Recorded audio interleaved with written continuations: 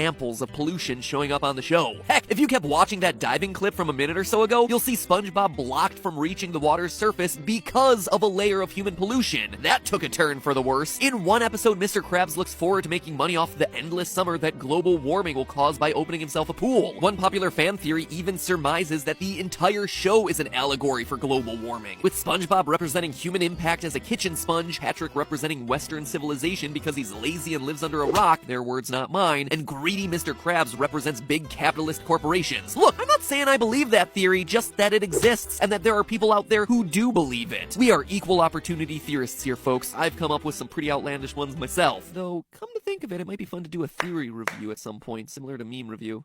Anyway, Steven Hillenberg, in interviews, would mention that pollution was a personal concern of his. One of my favorite quotes from Steven actually comes from an interview on that exact topic. My biggest nightmare is that I'm gonna be at the beach one day, and one of these SpongeBob dolls is gonna wash up on the shore like garbage. So, could the goo of Goo Lagoon be pollution of some form? Like oil from an oil spill or something? Maybe. If you look at this YouTube video featuring scenes from It Came From Goo Lagoon, you'll see that its description reads, "Welcome to Goo Lagoon, a relaxing retreat for the residents of Bikini Bottom." Despite the strange ongoings, SpongeBob and Patrick have fun on the polluted bubbles. Now, I wouldn't put too much stock into the information contained inside the description of a video, unless of course we're talking about the links in the top line of the description of any of our videos, because you know that those are always going to be important, be they sponsorship, subscription, or merch link. But in this case, the video here was posted by Nickelodeon's official UK channel. This is an official outlet, people. Plus, pollution spills tend to float because the oil that tends to leak out is less dense than the salty ocean water that it floats on. So you got the flotation, and you got Nickelodeon UK supporting this theory, but that's really where the evidence for the pollution theory starts to run dry. Pollution spills, whether it's liquid asphalt in the Ohio River, slurry oil in the Gulf of Mexico, or diesel fuel up in Alaska, all tend to be brown or black. Definitely not a bright purple, which in my mind is going to be one of the most important features of the goo bubbles that we have to account for in our theory. Plus, Patrick putting the goo bubble in his mouth and being unaffected by it doesn't exactly line up with pollution or any form of toxic waste. Though it may have been the obvious first choice, I have a feeling we can come up with a better theory than this one.